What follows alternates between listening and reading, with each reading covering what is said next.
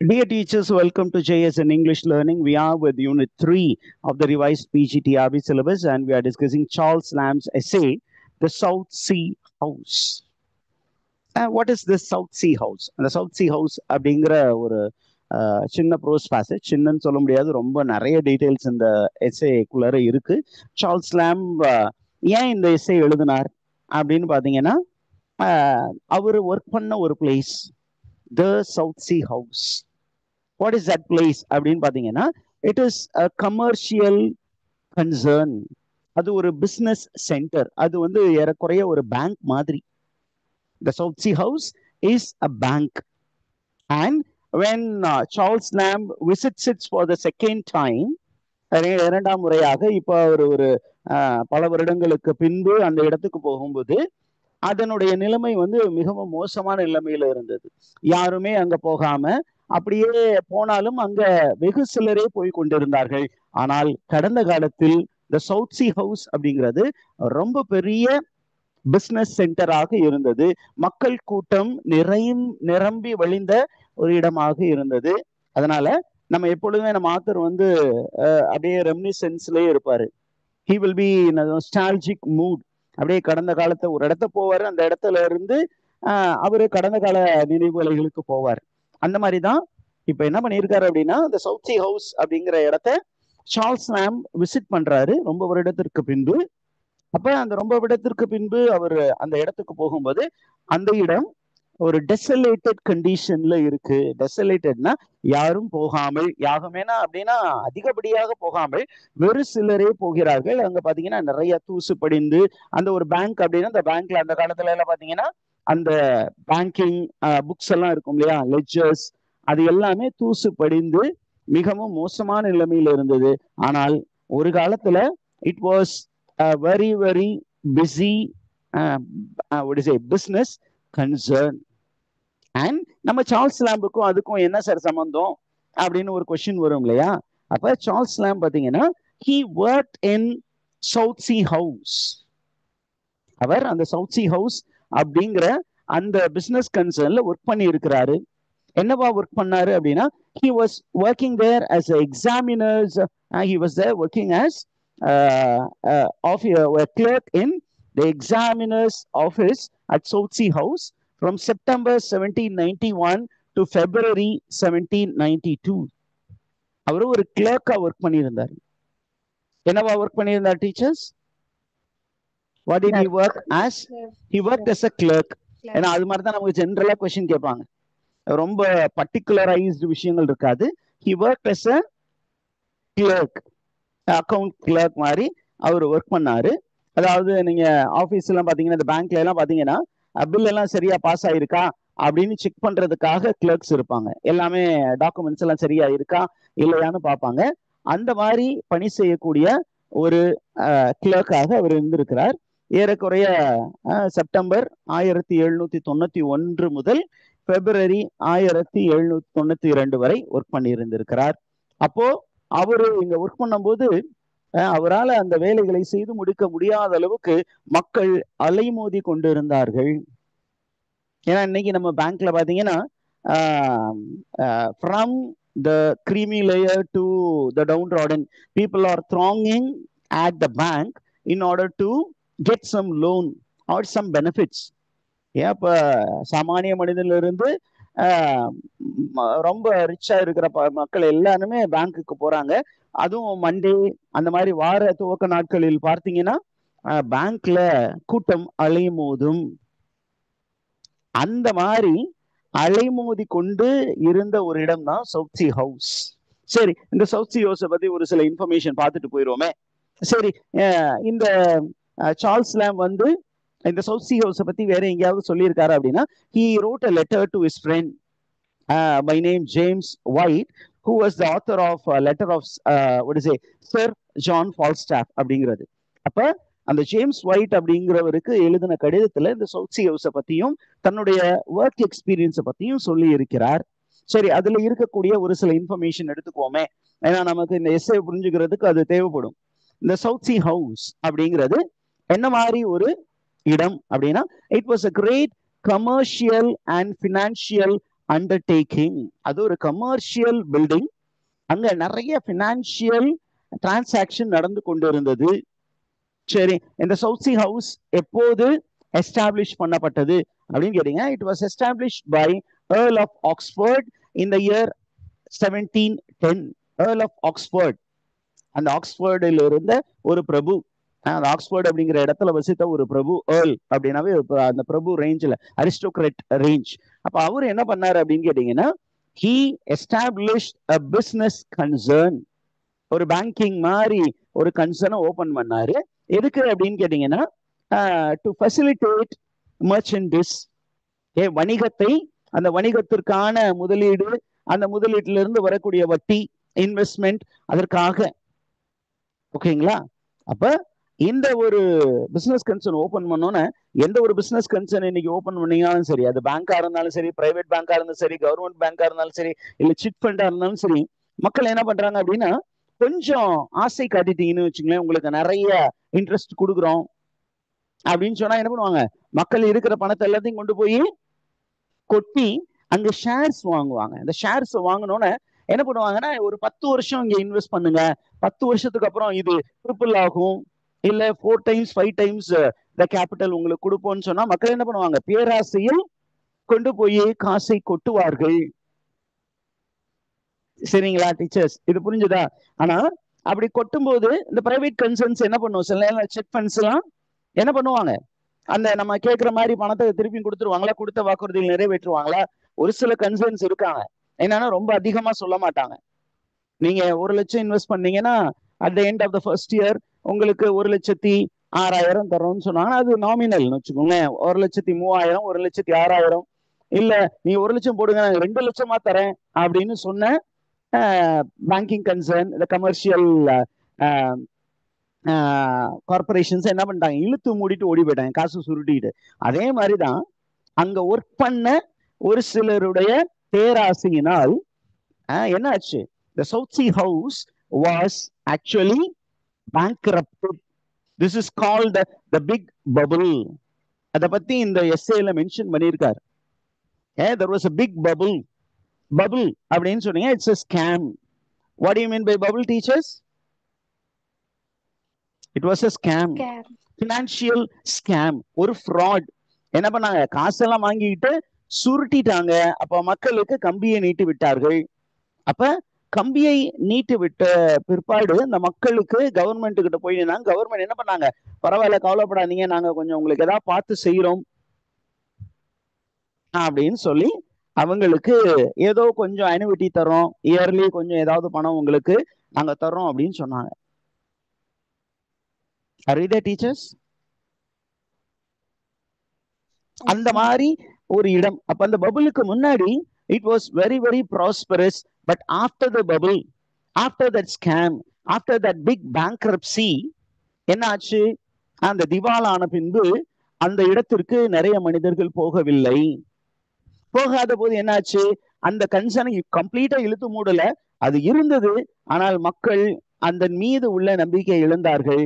அப்போ நம்பிக்கை இழந்த பிற்பாடு எதுக்காக அந்த இடத்துக்கு போனாங்க அப்படின்னா, ஒரு சில மக்கள் என்ன பண்ணாங்கன்னா, இந்த பேங்கிங் ஒரு காலத்துல எப்படி இருந்தது, அங்க இருந்த லெட்ஜர்ஸ் எல்லாம் எப்படி மெயின்டைன் பண்ணாங்க, ஏன்னா அப்போ ஒர்க் பண்ணவங்க மக்கள் அந்த பிக் பபுளுக்கு முன்னாடி ஒர்க் பண்ணாங்க இல்லையா, ஒரு சில பேர் ஜென்யூனான ஒர்க்கர்ஸ் இருந்தாங்க. அதற்கப்புறம் அந்த ஜென்யூனான ஒர்க்கர்ஸ் மூவ் ஆயிட்டு புதியவர்கள் வந்த போதுதான் என்ன பண்ணாங்க, அவர்கள் பேராசையில் அந்த நிறுவனம் தலைகீழாக மாறியது. அதுல ஒரு பெரிய பண மோசடியில் ஈடுபட்டார்கள். அந்த பண மோசடியினால் அந்த நிறுவனம் பேர் கெட்டு போய் யாருமே அதுல அதிகமா பணப்புழக்கம் வைக்காமல் இருந்தார்கள். அப்ப இந்த பெரிய பினான்சியல் ஸ்கேமுக்கு முன்னாடி இருந்த அந்த ஜெனுவினான ஒர்க்கர்ஸ், அந்த டைம்ல தான் நம்ம சார்ல்ஸ் லாம் அவங்க ஒர்க் பண்ணி இருந்தாரு. அதனால அந்த ஜெனுவினான ஒர்க்கர்ஸ் அவங்களுடைய கேரக்டரிஸ்டிக் ஃபீச்சர்ஸ் பத்தி தான் இந்த எஸ்ஏல நமக்கு சொல்ல போறாரு. சரிங்களா? இப்ப நம்ம இன்னும் கொஞ்சம் ஒரு டீடைல்ஸ் பார்த்துருவோமே. என்ன அப்படின்னா, நம்ம சார்ல்ஸ் லாம் எங்க படிச்சாரு? Where did Charles Lamb study? Christ Hospital. He studied in Christ Hospital till 1789. At the age of 14, என்ன பண்ணாரு? He moved out. He moved out of Christ Hospital and then என்ன பண்ணாரு அப்படின்னா, அதற்கப்புறம் பாத்தீங்கன்னா after a few years he became a clerk at South Sea House. ஏன் sir எப்படி sir அவர் அங்க கிளர்க்கா டக்குன்னு ஆயிட்டாரு அப்படின்னு கேட்டீங்கன்னா, இவருடைய elder brother John Lamb was working there already. And இவர் என்ன பண்ணாரு, அங்க போய் அந்த சவுத் சி ஹவுஸ்ல ஜாயின் பண்ணி he worked till 1792. ஓகே, அப்ப 1792 வரைக்கும் எங்க ஒர்க் பண்ணாரு, சவுத் சி ஹவுஸ்ல ஒர்க் பண்ணாரு. சரி, அதுக்கப்புறம் நமக்கு ஒரு கொஸ்டின் வரும் இல்லையா, சரி அதுக்கப்புறம் அவர் என்ன சார் பண்ணாரு, எங்க சார் போனாரு அப்படின்னு கேட்டீங்கன்னா, என்ன பண்ணாரு, ஒரு 3 வருஷம் அங்க ஒர்க் பண்ணி பார்த்தாரு. இதற்கப்புறம் இன்னும் கொஞ்சம் ப்ராஃபிட்டபிளான ஒரு பிசினஸ் கன்சர்னுக்கு போயிடலாம். இன்னைக்கு பிரைவேட் பேங்க்ஸ்ல ஒர்க் பண்றவங்களும் அது மாதிரி தான். என்ன பண்ணுவாங்கன்னா, கொஞ்சம் ப்ராஃபிட்டபிளா இருக்குன்னு ஒரு கம்பெனி ஒரு பேங்க்ல ஜாயின் பண்ணுவாங்க. இதை விட கொஞ்சம் அதிகமா சம்பளம் சரேன்னு சொன்னா அடுத்த ஒரு இடத்துக்கு போயிடுவாங்க. அப்ப இவர் என்ன பண்ணாரு, சவுத் சி ஹவுஸை விட்டு எங்க போயிட்டாரு, he moved to East India Company as accounts officer. This is also very very important. South Sea ஹவுஸ்ல இருந்து எங்க போனாரு, East India Company, which was located at Leaden Hall Street. அந்த இடத்துக்கு ஒர்க் பண்ண போனாரு. இப்போ நம்ம அந்த எஸ்ஐக்குள்ள போறோம். இதான் பேக்ரவுண்ட் இன்ஃபர்மேஷன். ஒரு பாப்புலரா, ஒரு காலத்துல ரொம்ப பாப்புலரா இருந்த ஒரு கன்சர்ன் இன்னைக்கு ஒன்றும் இல்லாமல் போனது. அப்ப அந்த இடத்தை ஒரு ரீவிசிட் பண்ணும்போது அவருக்கு வந்த நினைவலைகள், அதுதான் இந்த SI. I just 1 minute teachers. Right. Let us get into the essay. What is the essay that we have in our hand? The South Sea. The South Sea House. When was South Sea House published? Yes, tell me, because we have already seen the other essays. 1823. 1823. Beautiful. It was published in 1823 in the very first publication. அப்படிதானே?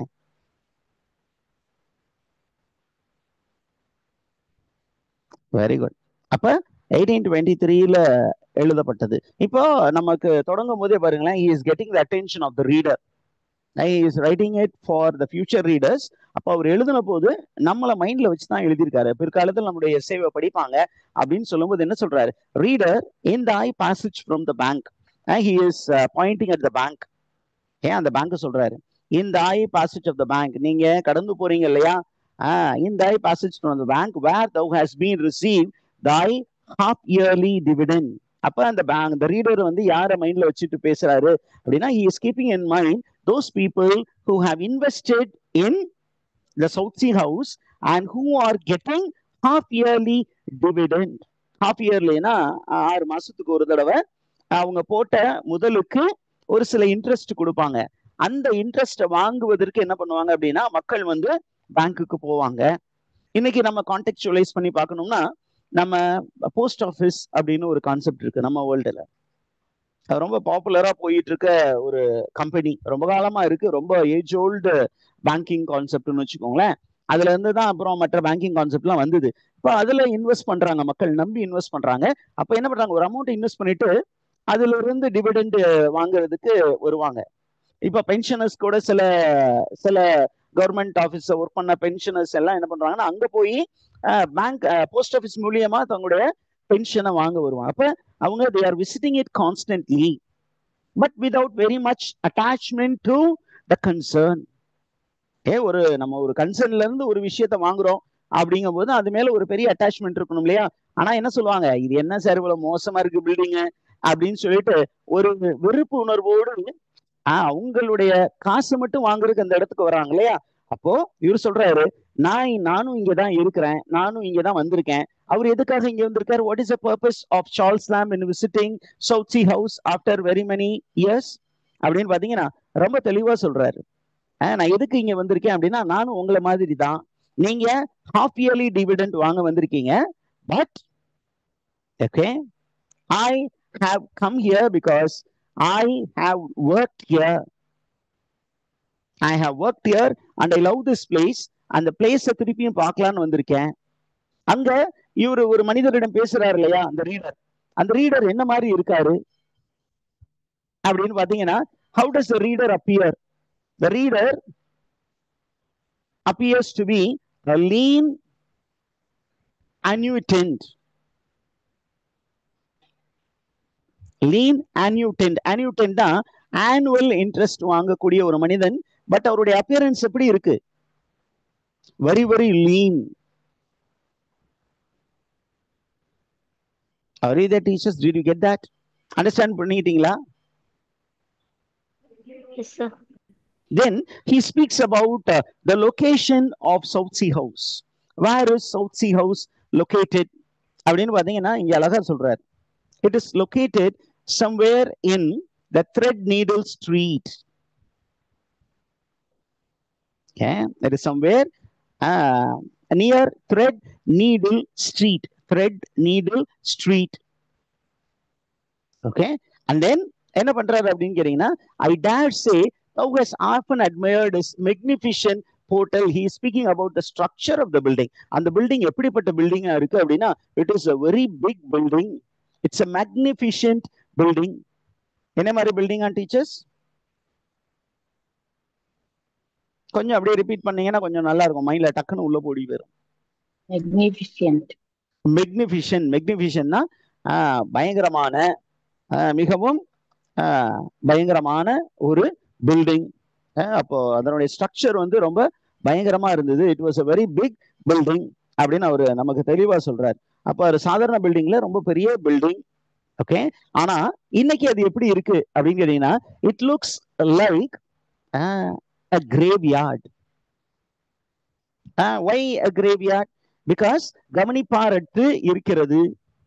It was not cared for. It was not well cared building. ஒரு பில்டிங்கை வந்து நம்ம care பண்றோம்னா என்ன ஆகணும், அடிக்கடி paint பண்ணணும், அதுல ரிப்பேர்ஸ் எல்லாம் பார்க்கணும். ஆனா இந்த building is uncared building. To view a grave court with cloisters and pillars.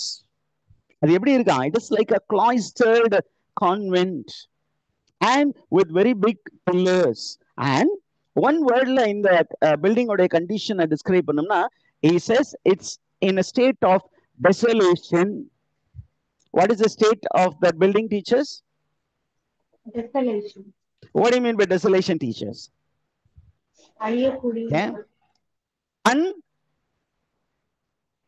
யாரோ சொல்றீங்க, கரெக்டா கொஞ்சம் சத்தமா சொல்லுங்களேன்.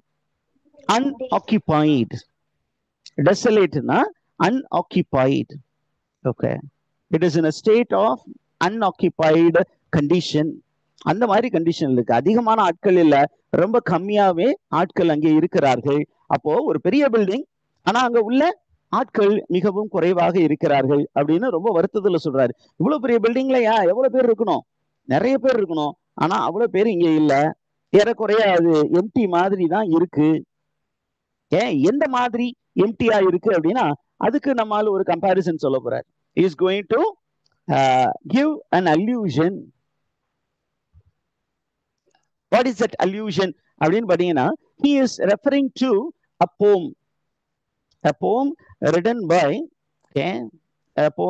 by James Macpherson, which was actually an imitation of an earlier existing poem called Gaelic poem.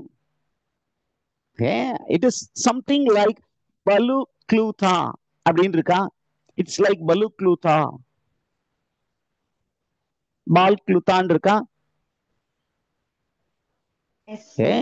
This particular South Sea House in its desolation, அதாவது கைவிடப்பட்ட நிலையில் எவ்வாறு அது காட்சியளிக்கிறது என்றால், அது பலுக்லுதாவை போல காட்சியளிக்கிறது. What is Balukluta அப்படின்னு கேட்டீங்கன்னா, Balukluta is a island.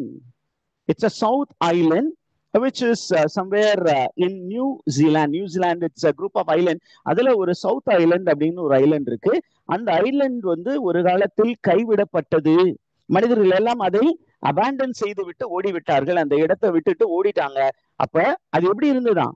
அப்ப ஒரு ஏன்ஷியன்ட் ரைட்டர் வந்து, அது ஆனிமஸ் ரைட்டர், கேலிக் போயம்னு சொல்லுவாங்க. அந்த கேலிக் அப்படிங்கிறது ரொம்ப ancient type of poem.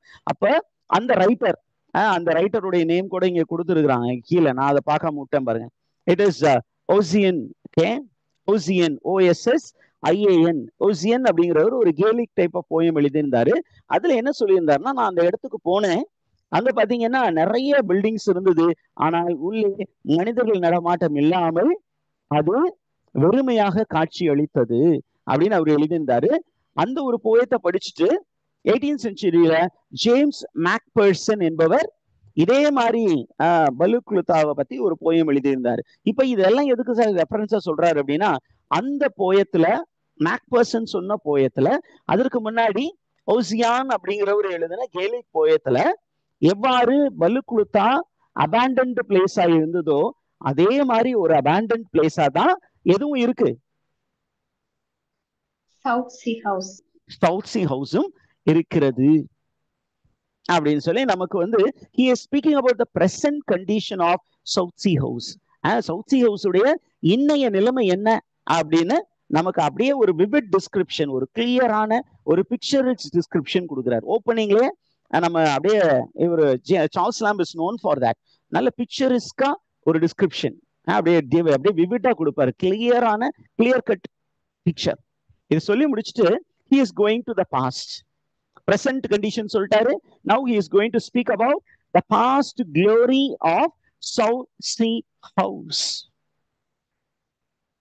Did you understand till here, teachers? இது வரைக்கும் உங்களுக்கு புரியுதா? Yes, sir.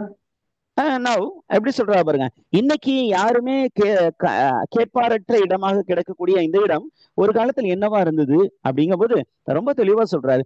This was once a house of trade. வணிகம் நடக்கக்கூடிய இடமாக இருந்தது. It was a center of busy interest. பல மக்கள் இந்த இடத்திற்கு வந்து குவிந்த வண்ணம் இருந்தார்கள். ஏன் அப்படின்னா அவர் வைத்திருந்த காசு வந்து முதலீடாக்கி அதுல இருந்து நிறைய லாபம் சம்பாதிக்கும் நோக்கோடு இந்த இடத்திற்கு வந்தார்கள். யாரெல்லாம் வந்தாங்க அப்படின்னு பாத்தீங்கன்னா பிசினஸ் கிளாஸ் பீப்புள். இங்க அழகா சொல்றா பாருங்க, the throng of merchants were here. throng அப்படின்னா மக்கள் கூட்டம், அலை மோதிய ஒரு இடம். எதுக்காக வந்தாங்க அடுத்த லைன்ல சொல்றா பாருங்க, எதற்காக வந்தாங்க? they came with a pulse of gain. இருக்கிற காசை போட்டு நிறைய லாபம் சம்பாதிக்க வேண்டும் என்று வந்தார்கள். அண்ட் அந்த லாபம் சம்பாதிக்க நோக்கத்தோட வந்தபோது அதை வாங்கி உள்ள போட்டுக்கிட்டு என்ன பண்ணாங்க, அங்க இருந்த கிளர்க்ஸ் என்ன பண்ணாங்க, they maintain wonderful record. அவங்க the way they maintain record is extraordinary. இன்னைக்கு இருக்கிறது சார் நிறைய டெக்னாலஜிக்கல் டெவலப்மெண்ட் வந்தது, ஆனால் when compared to the way they maintained records, the law, the very big ledger books, இன்னைக்கு குட்டி குட்டி லெஜர் புக்ஸ் எல்லாம் இருக்கு. ஆனா அந்த காலத்துல அவங்க அவ்வளவு கேர்ஃபுல்லா இந்த அக்கௌண்டிங் பண்ணியிருந்தாங்க அப்படின்னு சொல்லிட்டு அந்த காலத்துல இருந்த அக்கௌண்டிங்க பயங்கரமா செலிப்ரேட் பண்றாரு இந்த டெக்ஸ்ட்ல. Are you there, teachers? Yes, sir. அப்படி சொல்லிட்டு கொஞ்சம் அப்படியே என்ன பண்றாரு, கொஞ்சம் அப்செட் ஆயிட்டாரு. பாசிட்டிவ் சொல்லிட்டு வரும்போது கொஞ்சம் அந்த ஸ்பிரிட் டவுன் ஆகுது. என்ன அப்படின்னா the soul. இன்னைக்கு நான் பார்க்கும்போது அந்த சோல் இல்ல, அந்த ஒரு ஸ்பிரிட் இல்லாம போச்சு. the spirit of business is not here அப்படின்னு சொல்லிட்டு இன்னைக்கு என்னதான் இருக்கு அப்படின்னா there are stately porticos. stately அப்படின்னு சொன்னீங்கன்னா ரொம்ப கிராண்ட் போர்டிகோஸ் இருக்கு. Imposing staircase. இம்போசிங்னா நீங்க படத்துல எல்லாம் பாப்பீங்களா, ஒரு பிரம்மாண்டமான ஒரு பில்டிங், அந்த பில்டிங்ல மேல இருந்து ஹீரோ அப்படி இறங்கி வரும்போதே ரொம்ப பிரம்மாண்டமா தெரியும். அவ்வளோ பெரிய பில்டிங். அந்த பில்டிங்ல இருந்து imposing staircase. Office rooms. Office room எப்படி இருந்தது அப்படின்னு நம்ம சொல்றாங்க. Not a simple office room, இன்னைக்கு இருக்கிற மாதிரி சின்ன சின்ன கேபின்லாம் இல்ல. there were office rooms as the state apartments. பெரிய பெரிய அபார்ட்மெண்ட் சைஸ்ல ஒரு ரூம், ஒரு கிளர்க்குக்கு ஒரு பெரிய ரூம், ஒரு ரூம், பெரிய ஒரு வீடு மாதிரி ஒரு பெரிய ரூம் கொடுத்திருந்தாங்க. பட் டுடே அது என்ன இருந்தது, it is deserted. This is the present condition. பாஸ்ட்ல அவ்வளவு பெரிய ஆள்லாம் உட்கார்ந்துட்டு இடமே இல்லை. ஆனா இன்னைக்கு it is almost deserted. யாருமே இல்லாம இருக்காங்க. அப்படியே இருந்தால் யார் இருக்காங்க? there are thinly ரொம்ப கம்மியான மக்கள் இருந்தாங்க. with few straggling clerks. there are only a few clerks. அந்த clerks என்ன பண்றாங்க, they are untidy. ஏன்னா அந்த இடமே ரொம்ப புழுதியாக இருக்கிறது. இன்னைக்கு நிறைய நம்ம அதை சொல்லக்கூடாது, இருந்தாலும் சொல்லலாம். ஏன்னா ஒரு எக்ஸாம்பிள் தான் சொல்றோம். நிறைய பப்ளிக் டிபார்ட்மெண்ட்ஸ்ல இருக்கக்கூடிய ரூம்ஸ் எல்லாம் அப்படிதான் இருக்கு. ரொம்ப ஒரு சில இதெல்லாம் வந்து சிட்டி சென்டர்ல இருக்கிறதெல்லாம் ஓகே, பட் இந்த சபர்ப்ஸ்ல இருக்கிறத பாத்தீங்கன்னா uncared, it is not at all tidy, அந்த மாதிரி இருக்கு. And இவர் என்ன சொல்றாரு, when I go to this place, when I see this place, I have sacred memory. I have sacred memory, but what disturbs me is the long worm-eaten table. ஒரு காலத்து அந்த table வந்து சூப்பரான டேபிள். எப்படி இருந்தது? பல பலன் இருந்தது. எதாலான டேபிளா? Made of மெஹாகனி. மெஹாகனி அப்படிங்கிற ஒரு ஸ்ட்ராங்கான வுட்ல செய்யப்பட்ட டேபிள் எல்லா கிளர்க்குக்கும் கொடுக்கப்பட்டு இருந்தது. ஆனா இன்னைக்கு என்னாச்சு? Since it was not maintained, அடிக்கடி பெயிண்ட் அடிக்காம இருந்ததுனால it has become worm eaten. புழு என்ன பண்ணுச்சு? கரையான் அரித்து போய்விட்டது. அண்ட் அந்த டேபிள் மேல என்ன இருந்தது அப்படின்னு பாத்தீங்கன்னா, அடுத்தது there are tarnished gilt leathered covering. மேல வந்து அந்த டேபிளுக்கு மேல கவரிங் இருந்தது. எப்படி இருந்தது? gilt leather covering. அப்படியே பல பலன்னு கவரிங் போட்டு நீட்டா வச்சிருந்தாங்க. இன்னைக்கு என்னாச்சு? அந்த கலர் எல்லாம் மங்கி போய்விட்டது. ரைட்? அதற்கப்புறம் என்ன இருந்தது? அந்த இடத்துக்கு போனீங்கன்னா உள்ள நிறைய போர்ட்ரேட்ஸ் இருந்தது. யாருடைய போர்ட்ரேட்ஸ் இருந்தது அப்படிங்கும்போது, he is speaking about the portraits of the deceased governors. இறந்து போன அந்த கம்பெனியின் CEOs, மேனேஜிங் டைரக்டர்ஸ், அவர்களுடைய படங்கள் இருந்தன. Then there were pictures about the sub-governors of Queen Anne. எந்த டைம்ல வந்து இந்த சவுத் சி ஹவுஸ் ரொம்ப பாப்புலரா இருந்தது அப்படின்னா, it was during the time of Queen Anne. ஏன் சார் குவீன் ஆன் அப்படின்னா, Queen Anne was very particular about maintaining records. Which queen was very particular about maintaining records? Queen Anne. Queen Anne. We call it as bookkeeping. We call it as bookkeeping. அந்த book keeping அப்படிங்கிற ஸ்கில்ல வந்து ரொம்ப அதிகமா insist பண்ண ஒரு queen. அதே நேரத்துல அவங்களுடைய போர்ட்ரேட் இருந்தது. அதற்கப்புறம் there was a portrait of the monarchs of Brunswick dynasty. Brunswick dynasty அப்படிங்கிற ஒரு டினாஸ்டியில இருந்து, அந்த சாம்ராஜ்யத்திலிருந்து வந்த அந்த அரசர்களுடைய படங்களும் அங்கே இருந்தன. அப்படி சொல்லி முடிச்சுட்டு என்ன சொல்றாரு, இன்னைக்கு அங்க என்ன இருக்கு அப்படின்னா, எல்லாமே எரிந்த நிலையில் இருக்கிறது. எல்லாமே ஹாஃப் பர்ன்ட். அங்க எப்படி சார் ஹாஃப் பர்ன்ட்னு சொல்றீங்க அப்படின்னு பாத்தீங்கன்னா, here there is something called conflagration. Conflagration அப்படின்னா, we spoke of the big bubble, the great bubble னு சொல்லுவாங்க. South Sea House, the great bubble. Are you there with me? ஏன்னா நம்ம இந்த எஸ்ஸே படிக்கும்போது the great bubble பத்தி படிச்சே ஆகணும். சரியா டீச்சர்ஸ்? the great bubble என்ன பண்ணுவாங்க, இன்னைக்கு பேங்கிங்லாம், பேங்க்ல வந்து ஏதோ ஒரு தப்பு நடந்துச்சுன்னா என்ன பண்ணுவாங்க, அதே மாதிரி பப்ளிக் கன்சர்ன்ல ஒரு பெரிய தவறு நடந்துருச்சு, அதை மறைக்கணும்னா என்ன பண்ணுவாங்க அப்படின்னு கேட்டீங்கன்னா, they will set after removing the important documents, okay, என்ன பண்ணுவாங்கன்னா, they will set the concern on fire. என்ன சொல்லுவாங்க அப்படின்னா, எலக்ட்ரிக்கல் ஷார்ட் சர்க்கியூட் ஆச்சு. என்ன சொல்லுவாங்க, இந்த மாதிரி சொல்லிதான் அவங்க தப்பிச்சுக்குவாங்க. அவங்க செய்த தவறுகளை மறைப்பதற்கு ஏதாவது இந்த மாதிரி ஒரு ஃபயர் ஆக்சிடென்ட் நடத்தி விட்டுருவாங்க.